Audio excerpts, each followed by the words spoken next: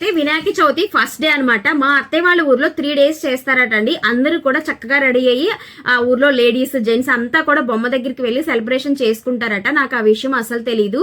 అందులోనూ నేను ఏమి కూడా పట్టుకెళ్ళలేదనమాట. ఇంక ఇక్కడైతే మా ఆడపొచ్చు శారీ అయితే కట్టుకున్నానండి. సో నాకు ఎందుకో తెలీదు, మా అత్తయ్య వాళ్ళ ఊరు వెళ్ళినప్పుడు కరెక్ట్ గా ఏ ఒక ప్రోగ్రామ్స్ వస్తాయి. మేము ఏదో ఒక ప్రోగ్రామ్ 2 ప్రోగ్రాంలు అని కొన్ని పట్టుకెళ్తాం. ఒక్కోసారి అసలు తెలియదు అనమాట, ప్రోగ్రామ్స్ వస్తాయి అన్ఎక్స్పెక్టెడ్ గా వచ్చేస్తాయి. అలాంటప్పుడు ఇలా జరుగుతుంది. మా ఆడపొచ్చు చీర, అలాగే ఇక్కడ మా అత్తయ్య నెక్లెస్ ఇయర్ రింగ్స్ అయితే పెట్టుకున్నాను అనమాట. సో రింగ్ కూడా మా అత్తయ్యదే. సో లుక్ ఎలా ఉందని కామెంట్ చేయడం మర్చిపోవద్దు. మాకు అలాంటి ఫీలింగ్స్ ఏమి ఉండవండి. నాది ఏదైనా శారీ నచ్చిందంటే వాళ్ళు కట్టుకుంటారు. నా దగ్గరికి వచ్చినప్పుడు వాళ్ళ శారీ ఏదైనా నచ్చిందంటే నేను కట్టుకుంటూ ఉంటాను. నేను అక్కడికి వెళ్ళినప్పుడు మోస్ట్లీ ఎక్కువ మా అత్తయ్య చీరలు ఎక్కువగా కట్టుకుంటూ ఉంటాం. ఇంకా ఆ తర్వాత మా ఆడపడుచుది కానీ ఇలా కట్టుకుంటూ ఉంటాం అనమాట. అలా ఎక్స్చేంజ్ చేసుకుంటూ ఉంటాము. సో అంటే మోసుకుని వెళ్ళలేం కదండి, అన్ని కూడా అన్ఎక్స్పెక్టెడ్ గా ప్రోగ్రామ్స్ వచ్చినప్పుడు ఇలా కట్టుకుంటూ ఉంటాం అనమాట.